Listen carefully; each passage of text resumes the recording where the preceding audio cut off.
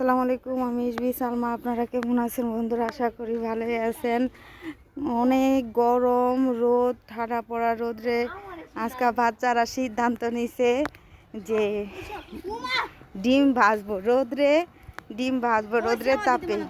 এত রোদ, মানে কোনো ছাওয়া নাই, বাতাস নাই, কিছু নাই। এখন আগে একটা স্টিলের প্লেট দিছে, স্টিলের প্লেট গরম করতেছে। গরম হইলে এখানে তেল দিয়ে দিব। দোকান থেকে ডিম কিনে আনলো, এই যে ডিমটা কিনে আনছে। আর প্লেটের মধ্যে তেল দিবা না, তেল দাও। প্লেট তো গরম হয়ে গেছে, প্লেট প্রচুর গরম হয়ে গেছে, হাত দিয়েও যায় না। এখন তেল দিতেছে প্লেটের মধ্যে। এখন তেল গরম হওয়ার অপেক্ষায়, দেখি হয় কি না। এত গরম রৌদ্র, আমরা আধা ঘন্টা ধরে রোদ্রে আসি, এই জন্য মানে টিকতে পারতেছি না, শরীর জ্বালা পোড়া করতেছে। আমার বাস্তিরা তাই ছাতা নিয়ে এসে ছাতার নিচে থাকতেছে, কি করব। অনেক গরম, অনেক রোদ, চারিদিকে দেখেন রোদ আর রোদ। রোদের জন্য মানে টিকা যায় না। বালুর মাঠে ডিম ভাজতেছি। এখন ইউটিউবে তো কত কিছুই দেখায়, আমরাও ট্রাই করে দেখি সত্য না মিথ্যা হয় কি না। এখন তেল কেমন গরম হয়েছে ট্রাই করতেছে। কেমন গরম হয়েছে তেল? আরো লাগবো, আরো আধা ঘন্টা আমরা বসি। কি আর করবো, বাস্তিরা রোদ্রে ডিম ভাজা খাইবো রোদ্রে তাপে। তেল প্রচুর গরম হয়ে গেছে। আমরা 1 ঘন্টার পরে আসলাম এখানে। এখন ডিম ভাঙ্গা এখানে ঢালবো। ভালো ডিম ভাঙছে,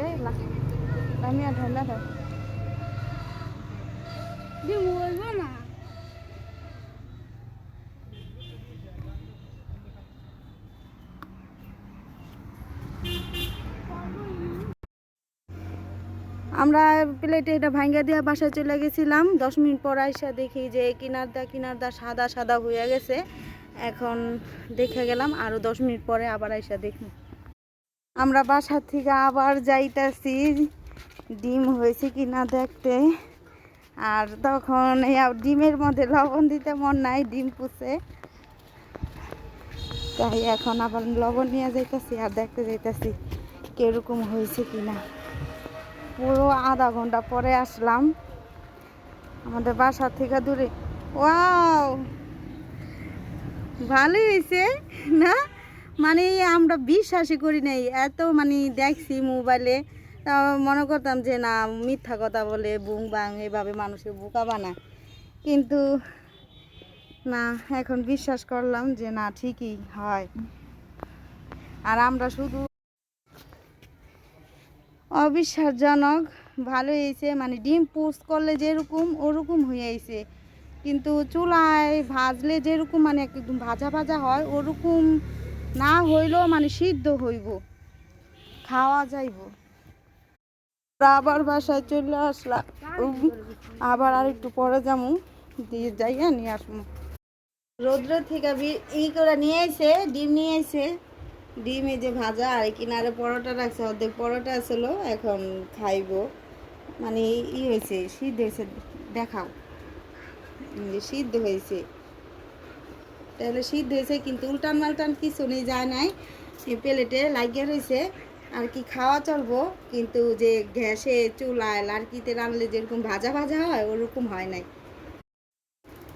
রোদ্রে থেকে জানার পরে আমার ভাস্তিরা খাইতেছে, আবার উমর ফারুকও খাইতেছে। আমরা অনেক চেষ্টা করছি উল্টানের, কিন্তু উল্টাতে পারি নাই। নাও, কেমন লাগতেছে তোমাদের এটা খাইতে? কেমন লাগে? সেই মজা। তুমি হজমি খাইতেছো কে? খাও, হ্যাঁ দেখো কেমন লাগতেছে ডিম। আমার আব্বার একটু দিয়া হতো সুমু, একটু দিয়া হ দাদারে, একটু টেস্ট করে দেহু, কয় একটু টেস্ট করে দেহ, রই দে আমরা বাঁচি। আমার আব্বারে দিয়েইতেছে আমার বাস্তি। সেই টেস্ট, সেই টেস্ট।